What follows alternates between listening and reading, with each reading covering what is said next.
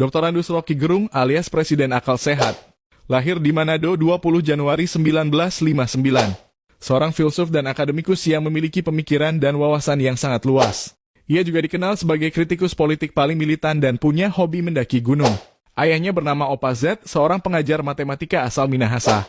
Rocky memiliki adik bernama Profesor Grefo Gerung, seorang guru besar Universitas Sem Ratulangi. Rocky sempat kuliah ilmu hubungan internasional di UI, namun tidak diselesaikannya. Ia lalu mengambil jurusan ilmu filsafat hingga lulus sarjana. Ia kemudian mengajar di Departemen Ilmu Filsafat UI tersebut selama 15 tahun.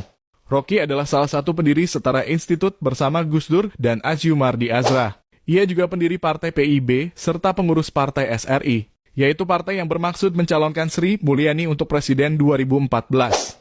Pemikiran Rocky Gerung mulai diperhatikan secara luas sejak ia muncul pertama kali di acara ILC tahun 2017. Saya ingin melawan arus, karena cuma ikan mati yang berenangnya itu mengikuti arus.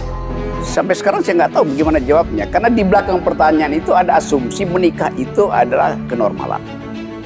Menikah itu adalah kebahagiaan. Hari ini saya mendirikan negara Islam, besok saya berubah pikiran. Karena saya anggap mendirikan negara Islam dengan hasil statistik bahwa partai Islam cuma 12%, nggak mungkin saya lakukan. Tapi di hati saya ingin. Kenapa?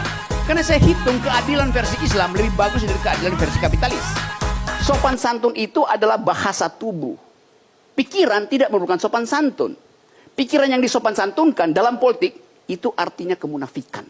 Yang kemudian kita adalah membentuk semacam etika parliamentarianisme, dan itu yang ada di dalam diskursus politik kita sekarang ini.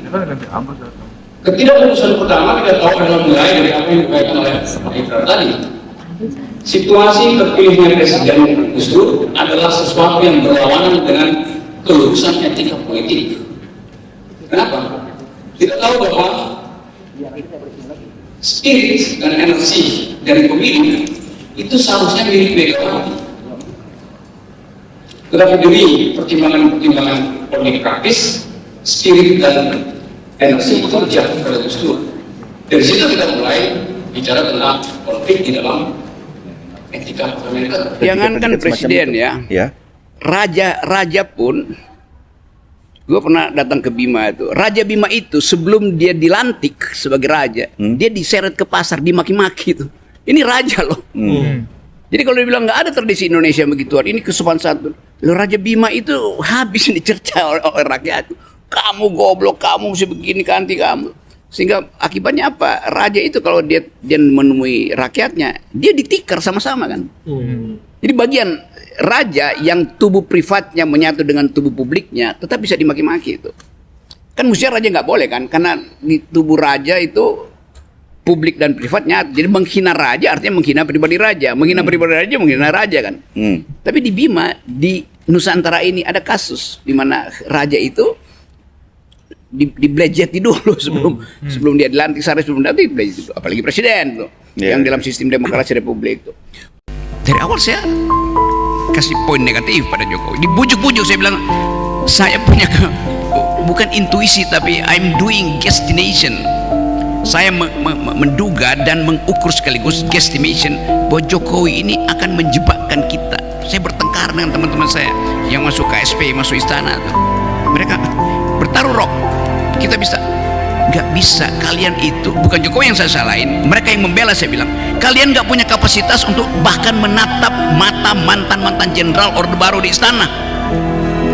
Teten Mas Duki, Soekardi Rinaki, Romo Beni segala macam. Bertengkar Emi Hafiz dan menganggap saya mempromosikan filsafat liberalisme at all cost. Saya bilang enggak. Jadi kalau Anda maling, lakukan kemalingan itu dengan bertanggung jawab. Kalau Anda koruptor, korupsi aja, karena itu keunggulan Anda. Yes, saya serius terangin itu. Yang tidak mulia kalau seorang koruptor minta hukumannya diringankan, itu tidak mulia. Kalau seorang maling itu minta hukumannya nyogok jaksa, itu tidak mulia. Di dalam pikiran orang Yunani, tidak semua orang adalah orang baik. Yang berbahaya kalau orang baik berbohong. Yang berbahaya kalau orang jahat jadi munafik. Jadi saya mau anjurkan, biarkan aja seseorang yang jadi koruptor, oke, Anda koruptor, Anda tanggung jawab dengan perbuatan Anda adalah arete, Anda mulia itu. Tapi kalau koruptor minta partainya membela dia, itu artinya koruptor yang buruk, koruptor yang dungu namanya tuh. Kalau Anda jadi presiden, Prabowo, 12 menit setelah Anda jadi presiden, saya akan kritik Anda. Setelah itu dia jadi menteri kan. 12 menit segera diangkat jadi menteri, saya bilang ke pers, usir sampah itu dari istana. Ada di pers. Prabowo undang saya ke situ, terangkan Pak Rob. Saya terangkan memang. Memang saya bilang begitu kan. Anda bilang usir saya, memang saya bilang. Kenapa usir? Karena saya bilang 12 menit setelah Anda masuk kekuasaan, saya akan kritik. Kan fair kan. Lalu Pak Prabowo bilang, oh ya Pak Rob itu memang intelektual, ya udah kita nggak jadi soal. Kan gue beri laporin polisi kan. Nah itu hebatnya Prabowo, dia mengerti.